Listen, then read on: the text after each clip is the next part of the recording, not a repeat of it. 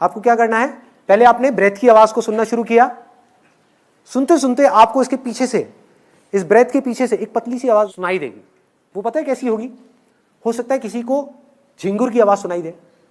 जैसे कभी किसी के साथ में हुआ है कि हम कहीं किसी हिल स्टेशन पे गए और वहां पर लेटे हुए हैं और एकदम से एक झिंगुर की आवाज आ रही है कान के अंदर, सुना है? या दिवाली के टाइम पे एक बम फट जाता है हमारे कान के पास में, तो क्या होता है? किसी को हो सकता है पानी गिरने की आवाजें आए, झरने की आवाजें आए, किसी को हवा की आवाज आए, किसी को शंख की आवाज आए, ऐसा लगेगा कान के अंदर कहीं पर शंख बज रहा है। अब ये आप नहीं भी चाहोगे, अब देखो मेडिटेशन में और इसमें क्या फर्क है, अब तक की आपने जितनी मेडिटेशन करेगी और उसमें, वहां आपको अपने ध्यान को लगाना पड़ रहा था। ध्यान से समझना इस पॉइंट को, बहुत माइनर सा फर्क है लेकिन ये मेजर डिफरेंस लेकर के आने वाला है। और सब मेडिटेशन टेक्निक्स में आपको अपने ध्यान को कहीं लगाना पड़ता है और ध्यान बार बार भागता है, कभी थॉट्स की तरफ, कभी आवाज की तरफ, कभी यहां कभी वहां, कभी वहां कभी वहां होता है। मेडिटेशन कर रहे होते हैं, एकदम से आवाज आती है उधर से, अरे भाई खाने में क्या बना है, सारी मेडिटेशन भंग गई।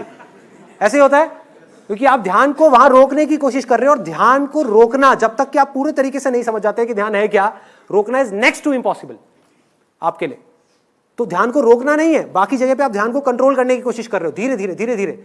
यहां पर आप क्या कर रहे हो, जैसे ही ऐसी आवाजें आपको सुनाई देंगी, ये आपके ध्यान को अपनी तरफ खींच लेगी।